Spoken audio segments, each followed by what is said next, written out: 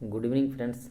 Today we are going to take a new topic from new book, that is history book, the class 9 CBSE board, India and the contemporary world.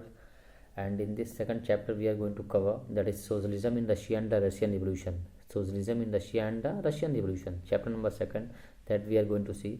तो इस chapter में हम लोग देखेंगे कि socialism Russia में कैसे आया और सोशलिज्म लाने का जो फैक्टर्स था, जो रीजन्स था, उसको हम लोग डिस्कस करेंगे one by one and slowly by slowly we will reach to the main topic कि सोशलिज्म का इफेक्ट क्या दिखाई दिया यूरोप के सोसाइटी में और कैसे वो रशियन रिवोल्यूशन को लाने में कामयाब हुआ. So I will say that to bring the Russian Revolution, socialism has played one important role to bring Russian Revolution.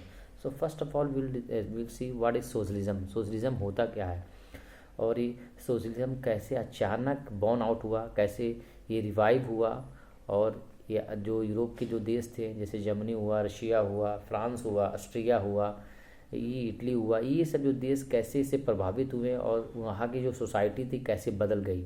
And people begin to raise the question in front of monarchy and other capitalist. तो first will see about socialism. तो socialism को हम लोग पहले देखेंगे क्या है ये. सोशलिज्म लास्ट में आई इज्म ऐड है, social ism means it is a matter of ideology of society. We can say socialism means an ideology of society, means what the society thinks, that it is good for them, that will happen in society.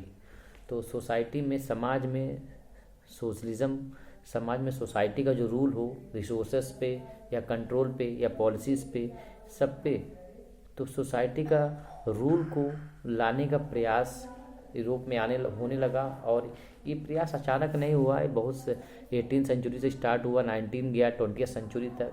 Socialism का जो प्रभाव था, जो अभी नील था, जो जीरो था, and in 20th century it covers all over Europe. Europe में पूरा फेमस हो गया, यूरोप में सब इसको जानने लगे और पॉपुलर हो गया हर जगह.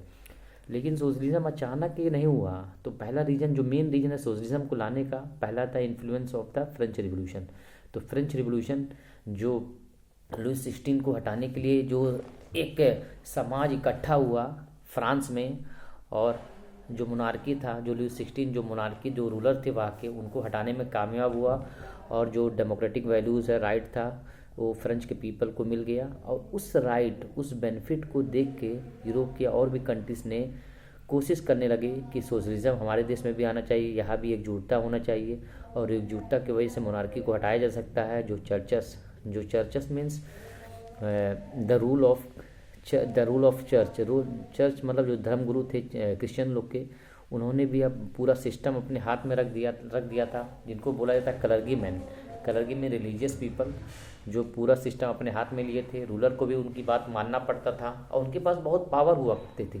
जो वो रूल एंड रेगुलेशन बनाते थे पूरा देश के लोगों को मानना पड़ता था और यहाँ तक रूलर को भी मानना पड़ता था. इससे भी लोग बहुत त्रस्त आ चुके थे, एक्सप्लॉइटेड फील कर रहे थे और धर्मगुरु अपने फ़ायदे के लिए नियम कानून बनाते थे.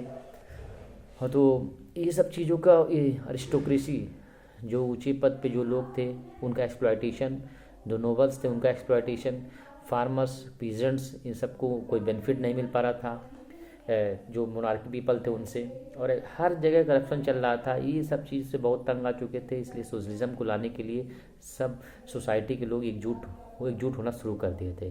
तो उस एकजुटता में द एज ऑफ सोशल, जो first topic, that is the age of social change. Social change means the change in society में जो बदलाव हुआ.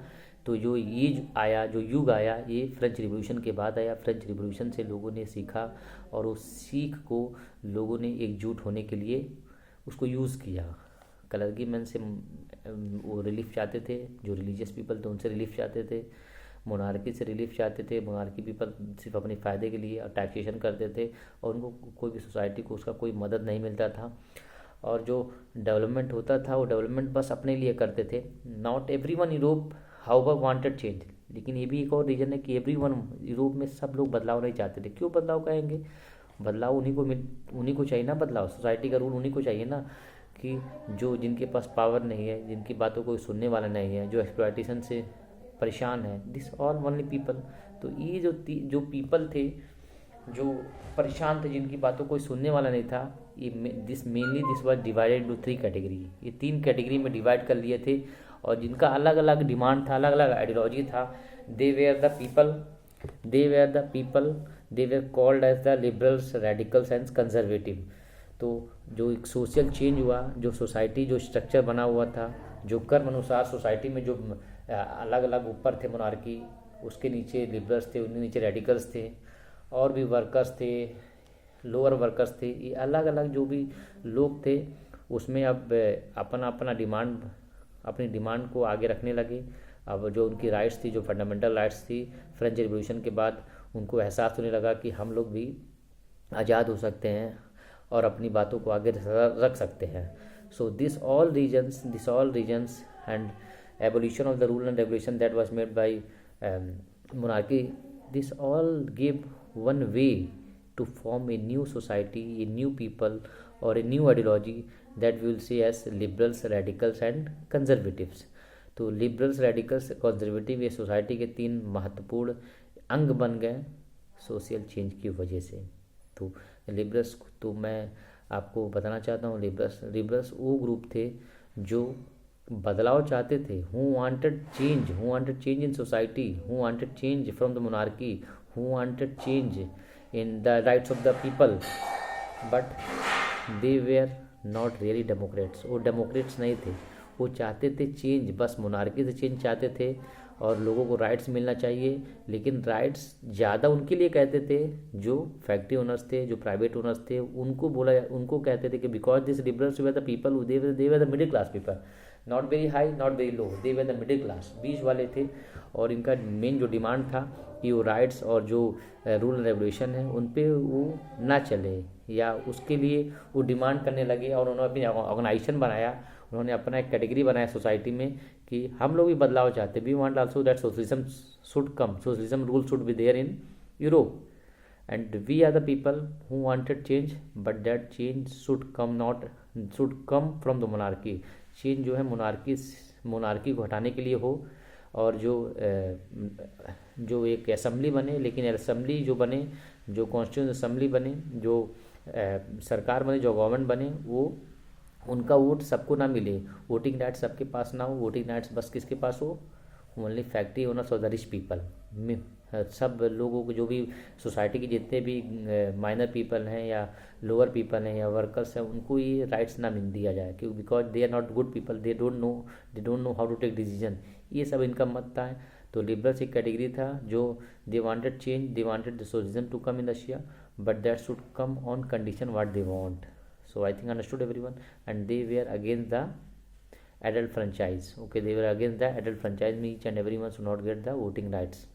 And after that next जो ग्रुप था जिसका नाम था radicals, they were same as the liberals, but उनका जो मेंटालिटी था, उनका जो आइडियोलॉजी था, वो थोड़ा सा बदला हुआ था।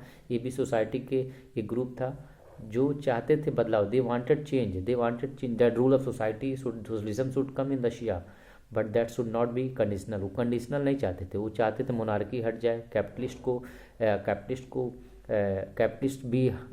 को भी चेक करना चाहिए, जो रिच पीपल थे, जो कुछ लोगों के हाथ में जो वेल्थ है उसको डिस्ट्रीब्यूट करना चाहिए, सोसाइटी में सबके पास जाना चाहिए वेल्थ, और जो वोटिंग राइट्स है वो सबको वोटिंग राइट्स मिलना चाहिए, whether they are workers, whether they are lower group people, all should get this voting rights in order to select the representative who will rule the country.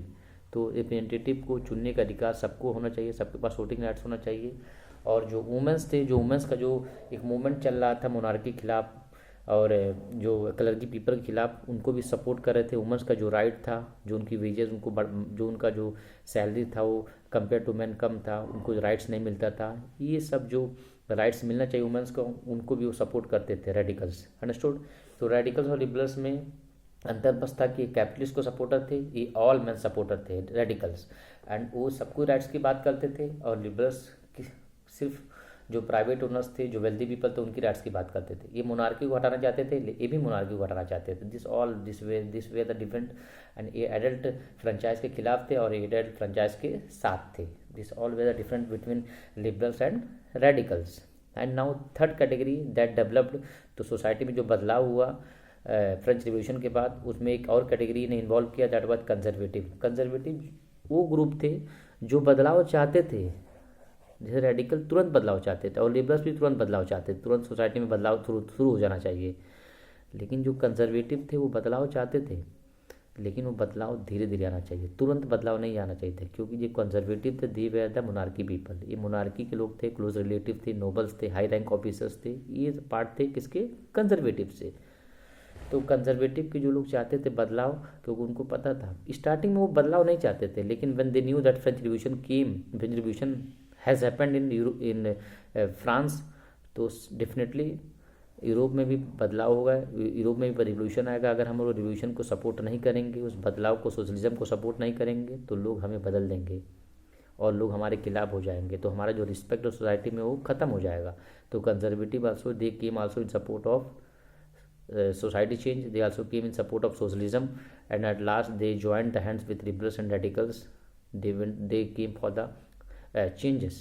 And this conservatives were the monarchy people, they were the high class people, they were the high rank officers, they wanted change, but that should be conditional one. उन्होंने बोला कि बदलाव चाहिए, लेकिन बदलाव condition में होना चाहिए, अचानक ये बदलाव नहीं होना चाहिए, और अगर बदलाव हो रहा है तो धीरे धीरे होना चाहिए, slowly by slowly, gradual process में होना चाहिए। और जो हमारी रिस्पेक्ट है, जो हमारा जो एरिस्टोक्रेसी है, उसका सम्मान होना चाहिए। अगर बदलाव सोशलिज्म आ भी गया तब भी हमको लोग इज्जत के भाव से देखें, इज्जत की नज़र से देखें, और हमारा जो रिस्पेक्ट है सोसाइटी में दैट शुड बी मेंटेन्ड, जो और हमारी जो वेल्थ है that should not be taken.